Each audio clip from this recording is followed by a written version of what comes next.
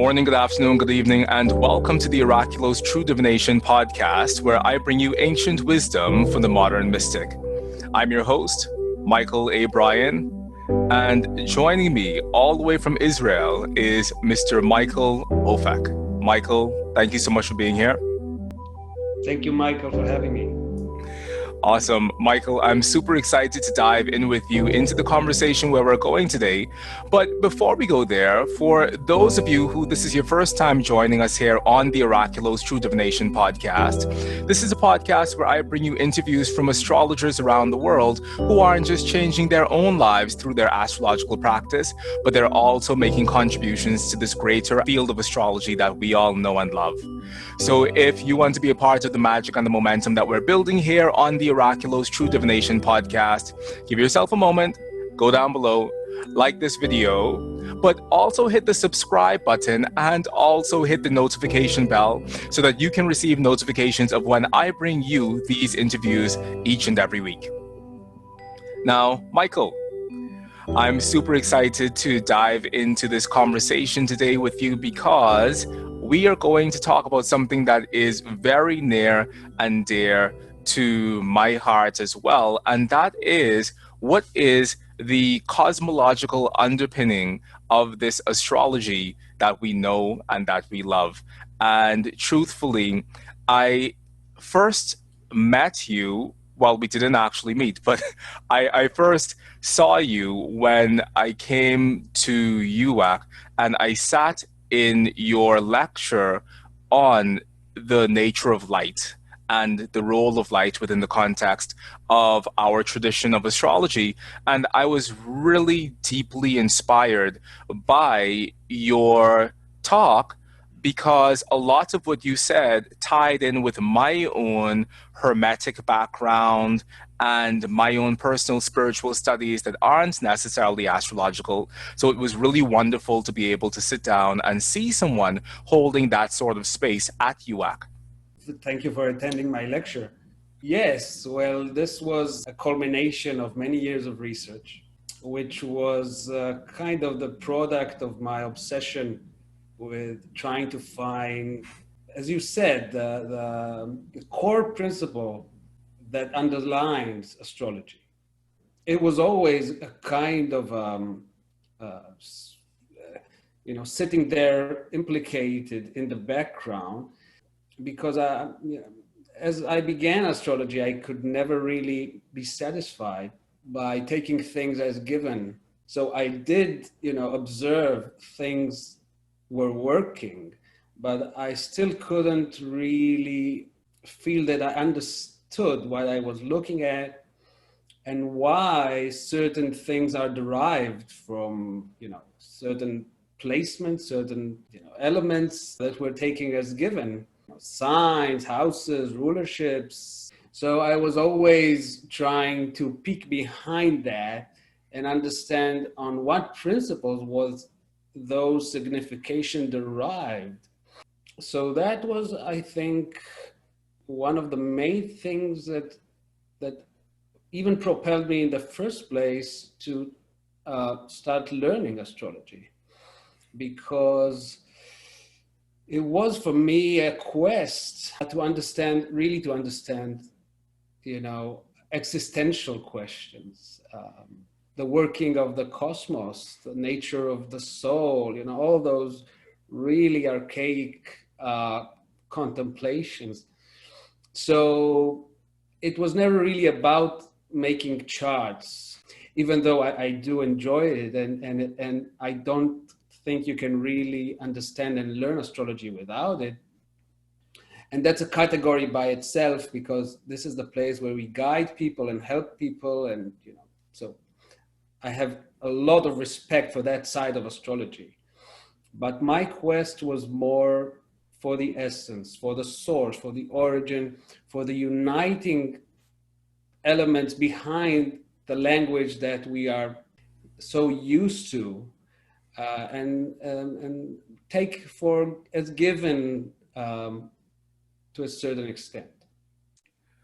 I think that's so important, Michael, this point that you just made about finding the ground of being upon which astrology is built. And I've also felt that same way for a very long time because we tend to take it for granted the various things that we say within our astrological practice in the 21st century, but we don't really have a foundation as to why we feel the way we feel about the various astrological things we talk about.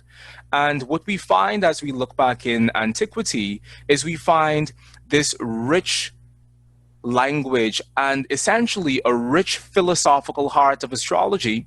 And for me, one of the scholars who I've researched very, very deeply and one of the ancient astrologers and philosophers who I've researched very deeply is Abraham Ibn Ezra, Mm, because a part of Ibn Ezra's work is fundamentally this answering of these existential questions that we have within astrology.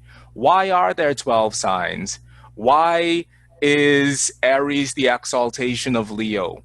And he goes throughout his entire book of reasons answering this question of why, over and over again until you find yourself building within yourself a very rich understanding of why you practice the sort of astrology you practice. And then we find that same stream of thought being replicated within the works of Guido Bonatti in terms of his stuff, because the entire first three books of Guido Bonatti's corpus is answering this question as mm, to why.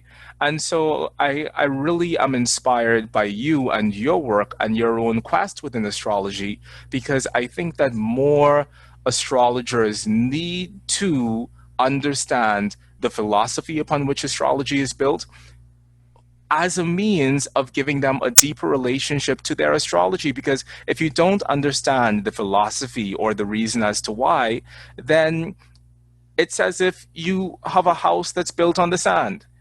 Because when someone comes to you and asks you, hey, why do you practice this? Why do you think the sun should be exalted in Aries? And why do you think the sun should rule Leo? Or why do you think the moon should be so close to the sun in terms of both the domiciles as well as the exaltations?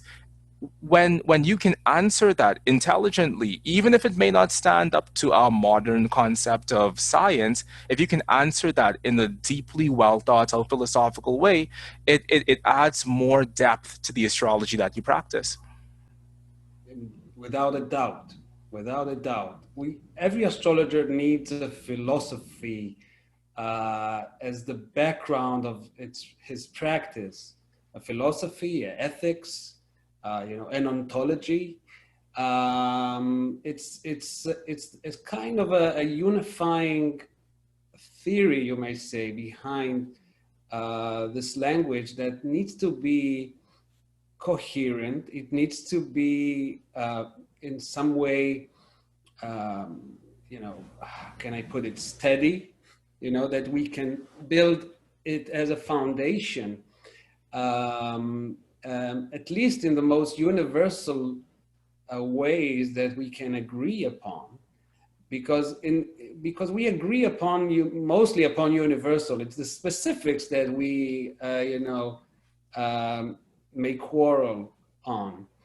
But even I would say, going even above that, above having the cosmological and philosophical and metaphysical worldview, there's a need for an integral kind of cosmology that also links in what I call principles of participation, which are, in a sense, found more in magical traditions and shamanic even approaches, which are more ecstatic, which are more experiential. And this is also somewhat neglected in most of astrological community. I'm not saying it's totally neglected. Of course, there's people doing many things, but as it coheres to the system at large and to the origins at large, So that's missing, I guess. Uh, and what I was striving for in the more general place is not only understanding the conceptual roots of astrology, derived from the terminology of the ancient tradition and other means, but also finding a way to integrate that with different practices that bring that alive and not leave it in the place of theory, and in that way marrying, the knowledge and the experience, which is also something that I felt was a little bit missing. Also in my own practice, I would see how cerebral I would get, and I would sometimes lose any touch with the real sun, the real moon, the real skies, or even my real body, in a sense, So these are like parallel tracks that I'm driving for many years. So this is a kind of an overarching statement that I want to make, because I think with this kind of integral cosmology, we can even include many different stages of astrology, many different ways of viewing astrology, and have a really deep synthesis. But we have to agree upon the universals, and I do believe that the ground for the development or the origins of astrology had those. It's really not very perceivable that it originated without them, but they're only implicated in the text. They're really rarely philosophical statements which are articulated clearly. There are hints, there are nuances, and there are very profound connection to the philosophical schools of the time. And I need to give credit, for the Hindsight Project and Robert Schmidt on his work specifically, because I think he was one of the first to make this connection, and in a sense to get out of his way to prove that astrology is not an arbitrary collection of different astrologers' experiences and trails and error, and that it's systemized in its core to embed all the parts coherently, and he tried to prove that in many ways, piercing through the language and the terminologies and the paradigms that were hinted, which were very obviously connected to philosophical schools of the time, mainly Platonic and Hermetic, which may originated from Platonic or was before. We'll not get into that quarrel. Probably Pythagorean, probably Stoic influences. So the whole philosophical dialogue with ancient cosmologies of Egyptians, Persians, Mesopotamians, were all kind of in a mixed ball in the Hellenistic period, or somewhat before that for periods. And we know that Platonic philosophers, Plato himself, Pythagoras probably, were scholars of also Egyptian mystery schools.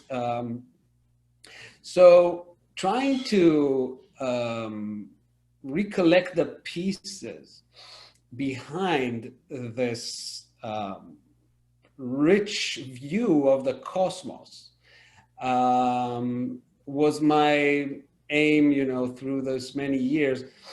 And it really, I would say, all revolve around one center, which I term light, really, the concept of light, the idea of light. And that might sound very general, but it is really very, very, I would say, simple in the philosophical term, in the sense of the more you go deeper or the more universal you go, the simpler it gets, less complex, because it is not a mix. It is pure, and it is, in a sense, the most simple is the unifying ground. So what was really beautiful, I think, trying to reconstruct that, is that light is really a nexus of both scientific and philosophical thinking. Where you get to the place where the scientific cannot go, then you start the philosophizing, you start, and really wherever you look, you see that as the central concept, as the central idea, and it's very, very deep, and it's very, very rich, and it's you can look at this as an analogy. You can look at this as a divine essence. You can look at this as a cosmogony of, how things were created, beginning with that radiant essence. And you can follow that through to things that we know today about light, which add a lot of different nuances that couldn't really be articulated the same way for the ancients. So they had their own unique ways of different insights that today we have a kind of a scientific language to articulate. But if I'll become technical for a second, it is all really based on the terminology and the different levels of expression of the astrological language, which is really, if you boil it down, it's an articulation of a paradigm that expresses light, dark, visible, invisible, reflection, optical theory, seeing, not seeing, and when we look at the night sky, what we see are lights. That's the most direct and primordial experience of the sky, and of course, our perception is anchored to that medium, at least the external perception. But if you follow the Platonic thought, then the same analogy goes into the mind. So the mind has a certain light by which we can see thoughts, images, concepts, Where do this light come from, When we close our eyes and we see pictures, who's lighting that picture? So in that sense, light is also an analogy for what happens in consciousness.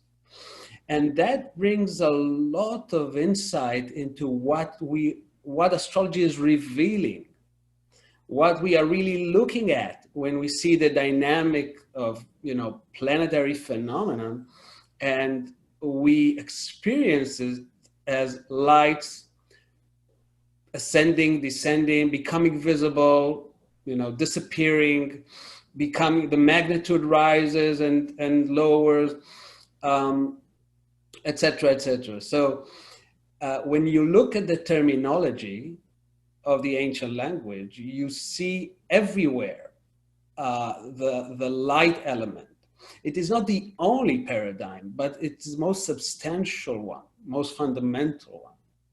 And if you compare that with philosophical thoughts, even before Platonism, even the Persian thought of light and dark, etc., or Neoplatonics, you see the emanation theory, you see everything is an analogy of that first light, which incarnated, at the different levels, animated itself through the psyche and into nature.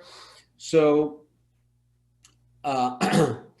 in a sense, it's really profound to go back, because they really had a very, very beautiful conceptual ground that can really, pun intended, shine light on the whole on the whole language of astrology, and really help us understand what are we doing, what are we looking at.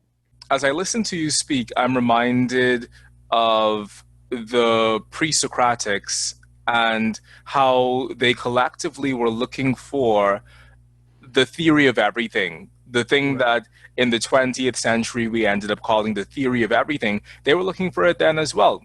Yeah. And I'm reminded of Heraclitus, who is known for his infamous statement that the world is an ever living fire.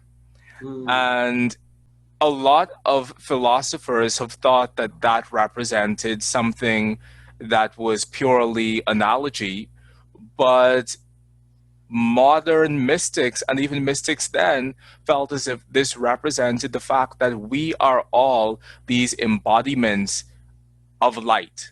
And we find this same thought of the world being an ever living fire, or the world being this condensation or this thickening of light, also coming up in a lot of the late medieval Kabbalistic doctrine, in which you Mm. have this emanation theory essentially of the highest light reaching down to the lowest material form, but how even the lowest material form is this coagulant of light.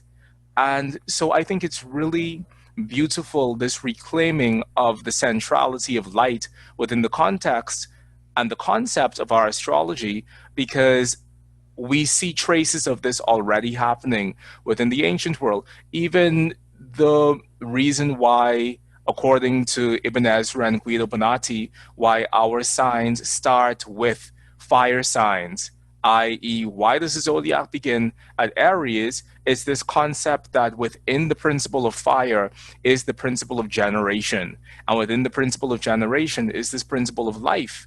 And this goes back to the same principle that you're speaking about. And even when we speak about life in general, we speak about the spark of life. And so all of our language, insofar as our life is concerned, is caught up within this context of light. Yes. And without that light, externally and internally, we are nothing really. I was going to say just flesh and matter, but in an ontological sense, the matter itself is is you can say trapped light, or very, very condensed expression of light. So it's a really good first principle to work on. And as astrologers, because most of our language is at least originally articulated by astral phenomena that we can perceive through its light. And of course, the sun, which is very, very central. We can see the light dynamics in the chart and understand, first of all, you can say even the picture of the how can I put it? It is like the model of that individual consciousness, and what are the elements that in a sense invoke its perception because they are visible. What rises, what becomes visible, that's the ascendant, of course, what is setting, and all the construction of the basic elements of astrology can be articulated in that way.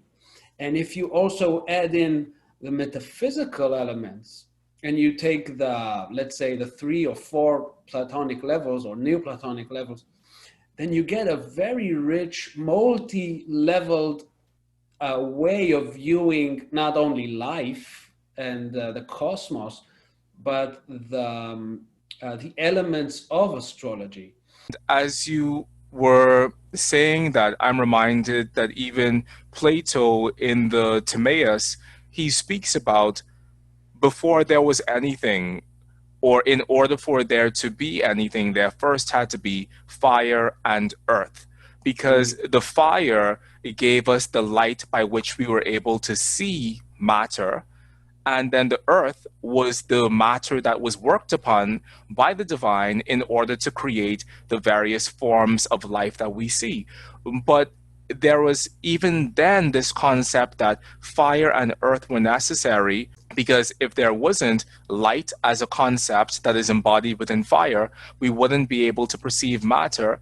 And if there wasn't the matter to be perceived, then there wouldn't be the individual forms of life that we have. But even then, it's this concept that the ability to see and the internally animating thing that comes with being able to see becomes fundamental to life itself. Yes, yes, and Plato himself, in the Timaeus, celebrates the sense of sight, and he says that this is the biggest gift of the demiurge, or the biggest gift of the creator to men. And he first states that we have sight in order to see the planets and the starry nights and be able to study them. Um, so light is fundamental, and light is the medium by which we can perceive externally. And in an analogy to an internal rarefied sort of light or noetic light, it is the medium by which we can perceive the intelligible, the forms, the ideas, the thoughts, all the internal processes. So in a sense, light holds the deepest truth and mystery of our being.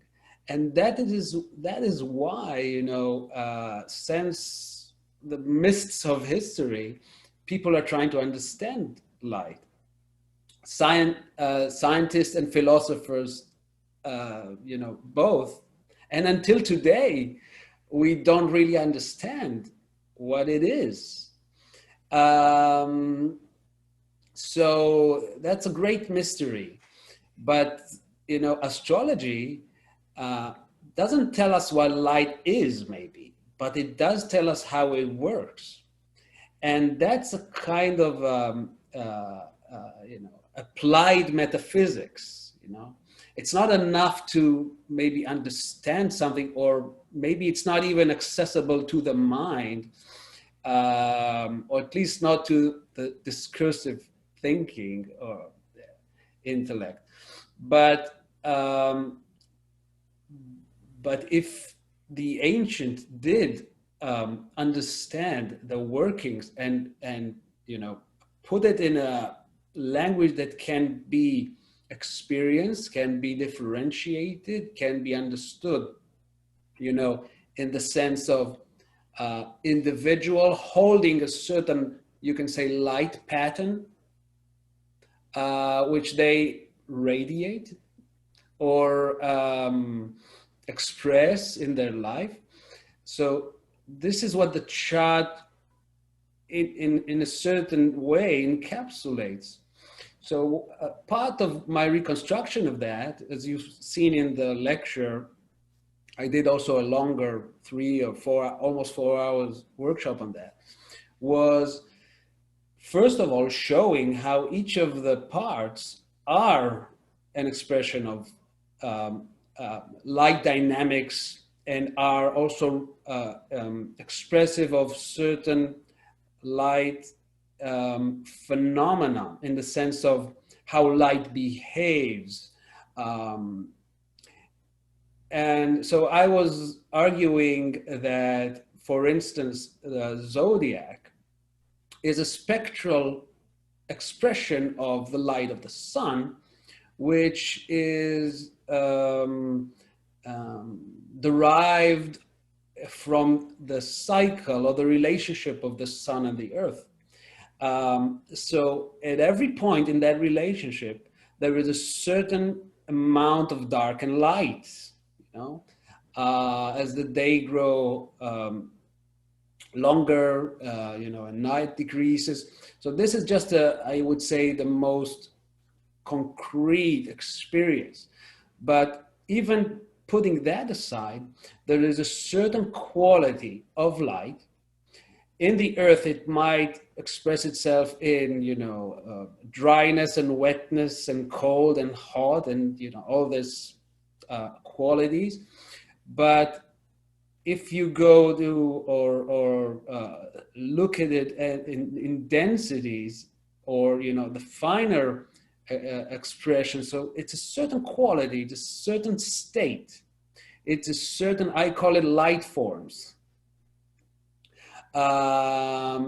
because it is also expressive of a certain principle, creative principle, that is that has its reflections in nature and has its reflection in our soul and has so many possibilities of manifestation because of its abstractness, so it's a kind of certain matrices or forms that are really a spectral phenomenon.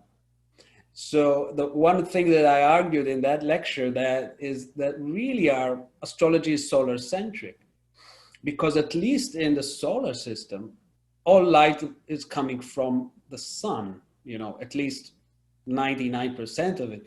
And the sun is so big, it is so great. Really, we're a little small speck of dust that is nurtured from that light, and strive for that light. You see that in nature, you see the flowers searching for the sun, we are all, in a sense, breathing that light. And of course, I'm not talking about only visible light, right? Visible light, as you probably know, is less than a percentage of the spectrum. So we don't see 99% of the spectrum. And the sun is 99% of the mass of the solar system. So it's a spectral phenomenon, and that light is reflected from the different planets. So every planet, according to its composition, to its distance from the sun, according to other elements which makes him unique, reflects the light of the sun in a unique way, therefore deriving his certain essence, which is, in a sense, part of that spectrum. So that is also what connects it to the solar cycle. And makes that resonating, familiarity when qualities of light merge, like a planet in its own sign or certain. So in a sense, they are vibrating to the same frequency, or generating, aligning a certain principle of creative energy. So I can go on and on, but I'll just put on also something about the houses in that sense, because the houses really reflect the spectral expression of light according to the daily cycle. And And it's really fundamental to many of the houses, the significations of the houses, and their visibility or invisibility, inner and outer, and and etc.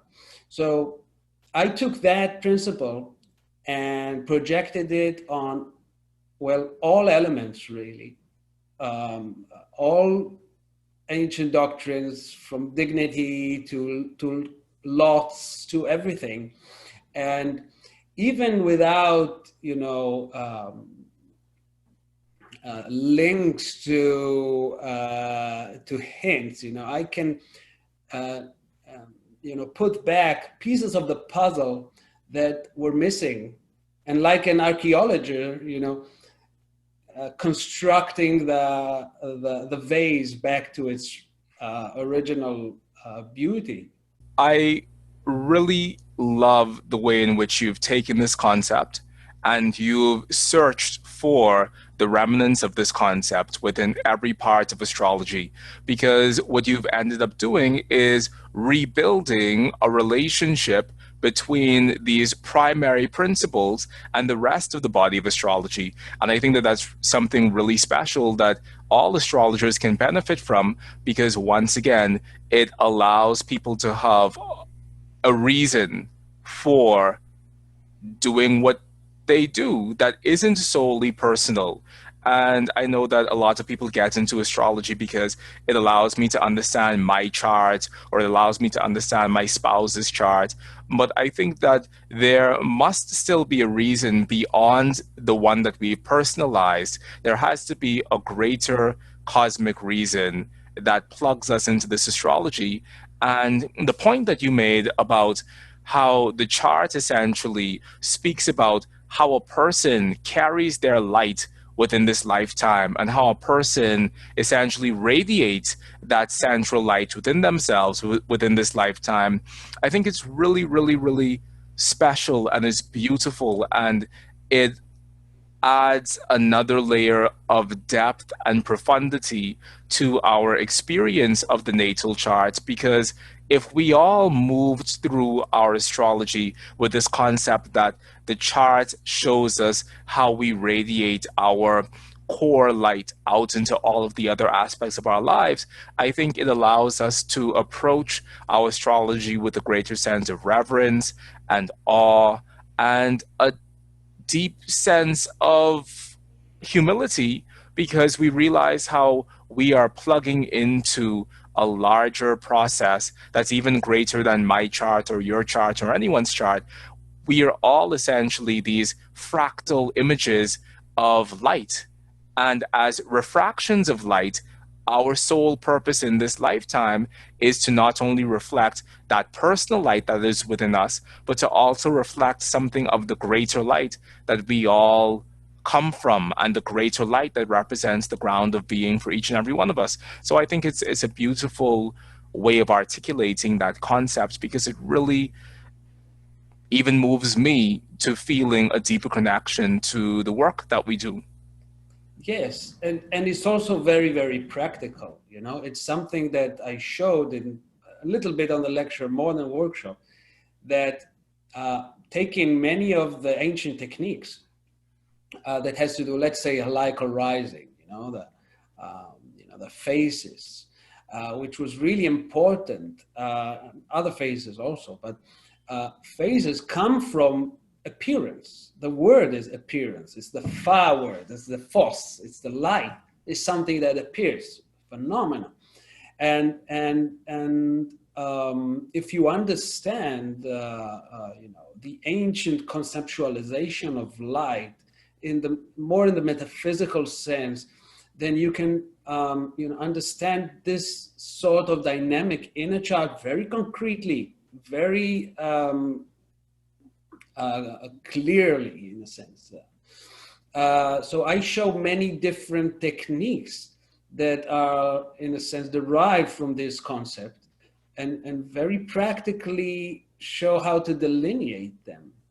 And you can do that on all levels. You can do that in a more circumstantial external level, of manifestation of a chart in the world. You can, the visibility of the person in the world in certain ways also, but also the internal dynamics of what one can see, you might say, in himself or not, or which kind of light reflects to its, I would say, internal eyes, which are really both luminaries in the chart, which in a sense pulls him to make that visible, what becomes visible in the mind. So it's in a sense, you hear the philosophy, which is a little bit abstract, but there's a lot of very practical and very clear examples of techniques that are derived from these concepts. And another important point is that it brings back the need to see the sky, which is not less important. You know what I mean? It's like today when I look at the chart, I have an image of what was visible, what was shining,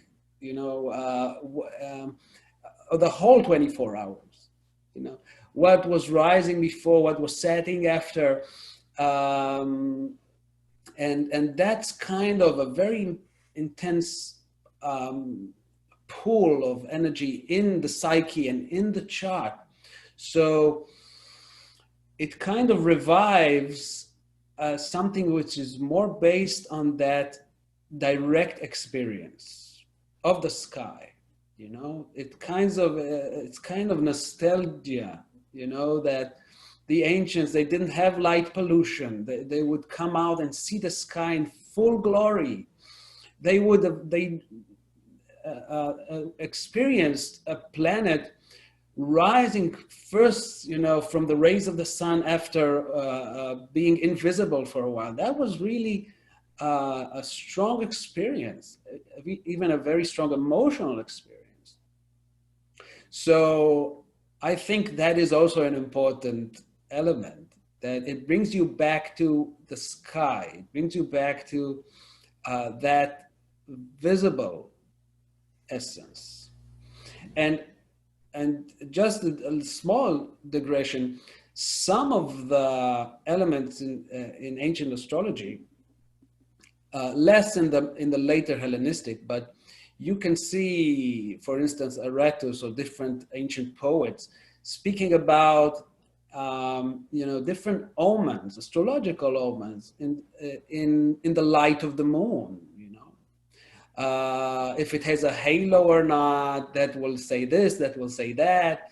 If it's white, if it's red, you can't see that in a software. This is a very, very direct phenomena. So I think this kind of thinking encourages understanding, the visual aspect, and also taking us back to that experiencing things as they are, in a sense, Now, Michael, earlier you spoke about creating a more participatory relationship with astrology. What are some of the ways you think we can create a greater sense of participation with the astrology that we practice so that it isn't just a cerebral endeavor, but it's a fully embodied in our physical body expression and understanding of our astrology? Thank you for that question. Well, if you take the ancient conceptualization of light, and also the modern scientific correlations to some of these concepts, then when we're talking about, let's say, the electromagnetic spectrum, we are talking about, different emanations, you can say, or things that are in our field that we perceive in different ways because of the, you can say, the vibratory rate, or the different frequencies all existing in this field. So we react to this field in many ways. I would say the least of them would be visual. So understanding these expressions of astrological phenomenon cannot be really understood with our mind. It's experiential. It's those little vibrations, in our stomach, in our heart, the waves of natural energy that we feel, each morning and evening, and with the lunar cycle. So of course it's relative to everyone's life, as expressed by their chart and other things. But this is the beginning of the participatory element, because this is something that the Iamblichus, the theurgist, the Neoplatonic theurgist, talks about, is that the ancient philosophers were really, speaking about the truth, about the gods, but they were not really practicing it. They're not walking their talk, because the places of experience are in somewhat above discursive reasoning, and you cannot get there by thinking about it a lot. You need a certain practice, if it's certain meditations, if it's a certain ecstatic ritual. So really what we're trying to do in participation is, first of all, understand our alignment, or the way that we are engaged always in that reciprocal symbiosis with the astrological field encapsulating us. So we need to reconnect with the natural cycles. I would say that's the first thing. Reconnect with the sun, reconnect with the moon, and understand and become more awakened on the processes we feel inside. And that fire, that rarefied fire, that pneuma, that neuma, sorry, it's really studied all over the planet in our origins. It's the chi, it's the sami of the Andes. It's that natural energy that we are not educated to sense that in different bodily or emotional or ways. Most of our culture is centered in our head. And this is something we need to reawaken, I think, first, in order to start participating. And of course, you can start consciously by knowing the astrological currents going on. But that's not a substitute of the real experience, because the real experience can be different than what you think it would be, So in a sense, walking the participatory path is always opening up these sensors and feeling what is, in a sense, and sampling it and understanding it and say, okay, now I see, this is Mars. Now I know that experience. And then when Mars comes along, you can move with it consciously and at least try to do something constructive with that energy. That's a very simple example. But I think, if you add that to that integrally, many different traditions of inner work, energy work, shamanic internal work, journeying inside spaces of the mind, then you are opened up to more ways in which these powers can communicate with you. If it's through images, if it's through, intuitions, if it's through bodily feelings of power and energy, or lack of it.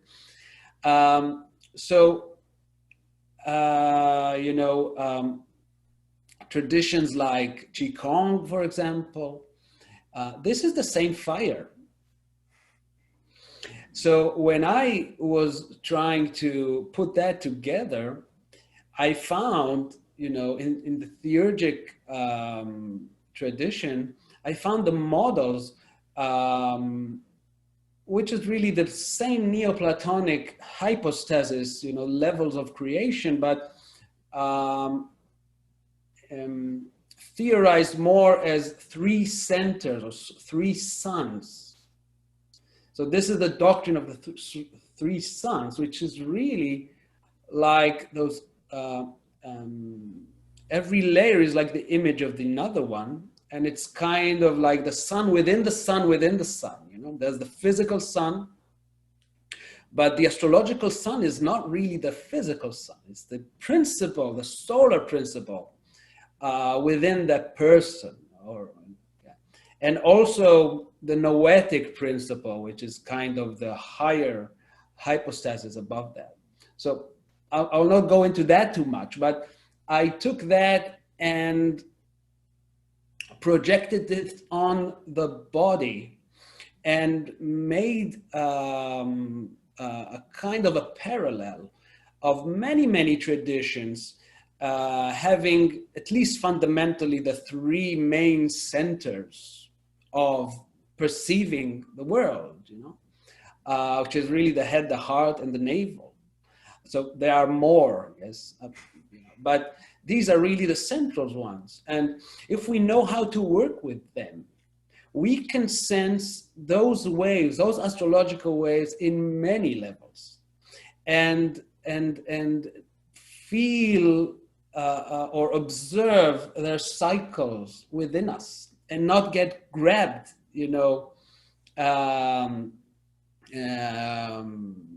to the reactive mode, or be too extreme in our expressions, like puppets on on a wire. So, and there are also ways and techniques, and I developed many of those also, to move this energy and cleanse it if it's too intense, or strengthen it with breathing work, with different postures, all coming from the ancient world, some from the West, some from shamanic cultures.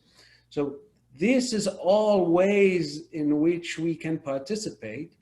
And many people do internal work and energy work, but they're not really connecting it to the cosmos. They're not really connecting it to those changing cycles which astrology can differentiate and articulate. So that's a very powerful connection. When you have that, then it's really the mind and the heart, you can say, or the energetic body can get in sync, and the experience, or at least the theory, can have its experiential element becoming deeper and more intuitive. And I at least, I don't know, maybe many astrologers are like that, but I can really feel, for instance, ingresses of planets, there's many things I feel, and then I look at the chart and I see that just happened. So when these sensitivities open up, I think we are only regaining something that we have and lost because of our distancing from that kind of consciousness or this kind of culture. But it's there primordially. we cannot help it. It's connected to our innermost DNA. I like to give the example of the sun and the light, because it's really so fundamental that we don't even stop to observe it. But all the processes in our body are connected to that. The circadian rhythms, the hormones, our body is fed with light, and 70% of our ATP, the energy accessible, is from light, not from food or from sleep. And instead, we have lights like LED lighting and stuff that really doesn't nourish our bodies. So these very, very, in a sense, simple and primordial connections need to be awakened for us to really appreciate what's going on around us and inside us, and to take our power, in a sense, to participate with that and become, like how New Agers likes to call it, co-creators. We are co-creators, we're just doing a really bad job. So I think that this is, in a sense, why astrology is having a renaissance, and why magic is having a renaissance. Because astrology is not enough. It doesn't tell you how to participate. It doesn't give you the principles of participation, which are really there in the magical text and the theurgic text. And there is a path there. There is a path, like, in the alchemical tradition and the Hermetic tradition. This is the path for, you can say, perfecting one's nature.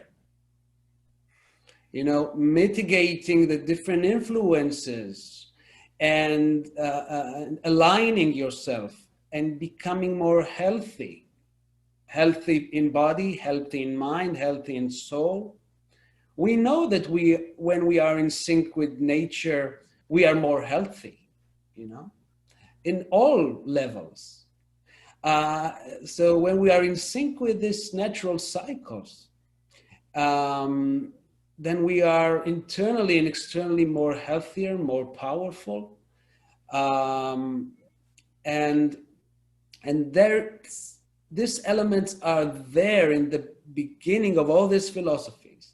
They are there in the Timaeus, when Plato tells us that the soul, the young soul comes and it's pushed and pulled by the planetary orbits. And when it grows, it understands how to separate same and other, understanding, what's eternal and what's changeable. And then it can, and that's in the text, it can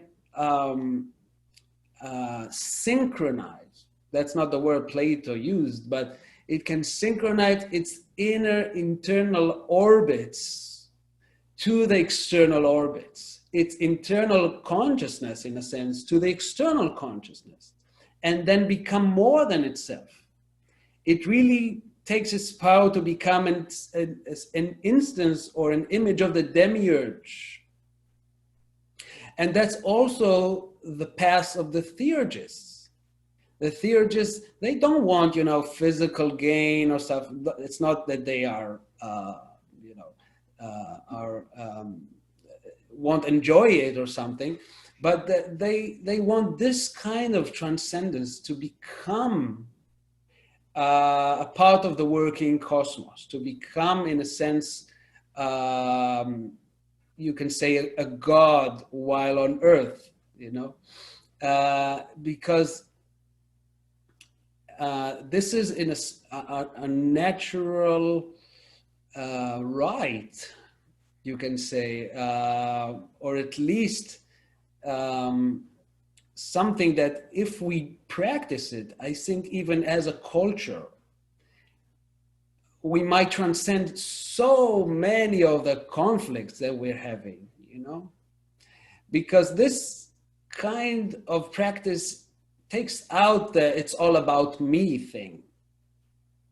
It's identifying with the cosmos. It's becoming one with it to a certain extent.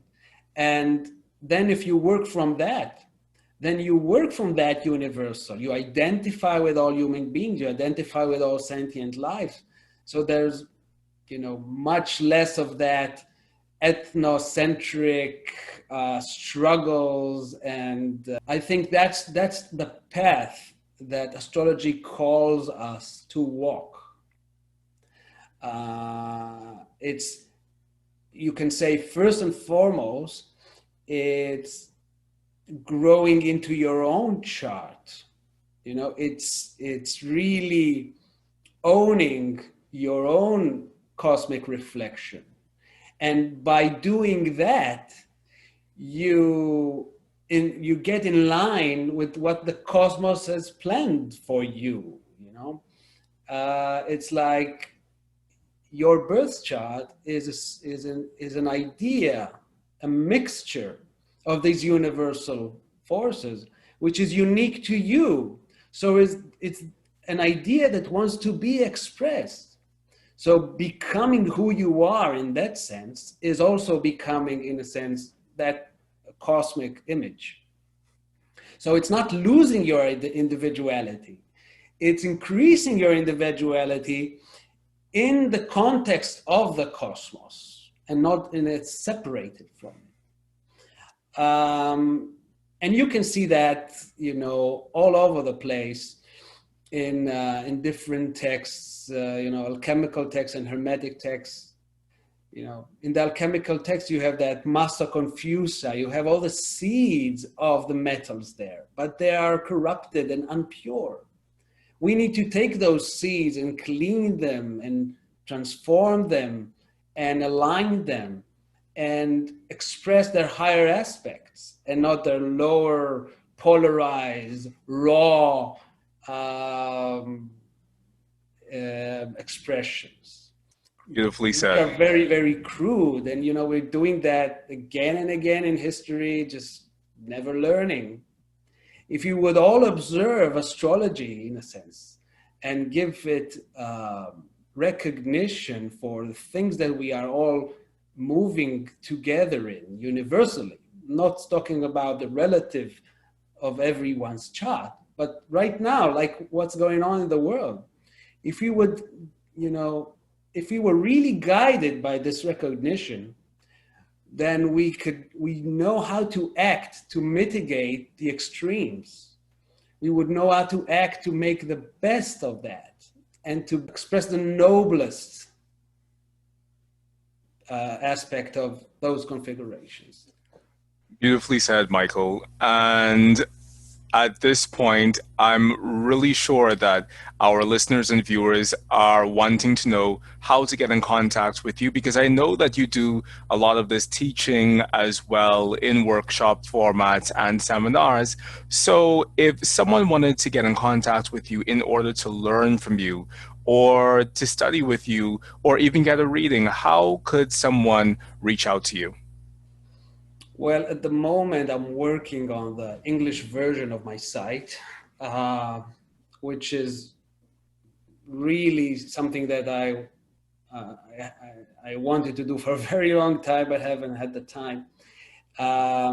So right now, I can be contacted through Facebook, through my personal page, of course, through my email. I am planning to open up Astral Magic course. It was supposed to be already, but there's many delays, and now it's probably only going to begin in December or January. There's still not a fixed date, but I can give you a link that your listeners can get in, and they can sign up and get a free introduction lecture, and then I can send them the details when I have all of them. Please do. Please do. Yes. And Michael, give us your email address so that I can put that down below in the description box. Yes, my email address is Ofek, X, Ofekx at zahav.net.il. Zahav you spell ZAHAV.net.il. Awesome. So I will put all of your contact information down below and also that link so that our listeners and viewers can reach out to you to be a part of your upcoming Astral Magic course. Great. Michael, thank you so much for taking the time out to be with me today and to speak about this very important topic of the philosophical as well as cosmological basis of our astrology. I am always deeply humbled and honored to be able to hear you speak, and this was once again the same thing. So thank you so much from the bottom of my heart for sharing in this space and bringing your wisdom and your knowledge and really charging all of us to live a greater life of reverence as well as participation in terms of the astrology that we practice. Thank you, Michael. Thank you so much for having me. You're very welcome. And to our listeners and viewers out there, if this is your 100th time joining us here on the Oraculos True Divination podcast, or if this is time number 1, I just want to say thank you from the bottom of my heart for continuing to share in this virtual astrological space with us. I receive your comments, your feedback, your encouragement, but most importantly, I receive your love. So, from the bottom of my heart, thank you for being here. And if you want to continue to support the magic and the momentum that we're building here on the Oraculos True Divination podcast, please do take a moment, go down below, like this amazing video, but also subscribe to the Oraculos True Divination podcast, and also share this video with your other astrological colleagues and friends, because more and more people need to know about these amazing conversations that we're having with these amazing astrologers from all around the world. So until next time, be well, be safe, talk to you soon. Shalom. Bye-bye. Michael Ofek.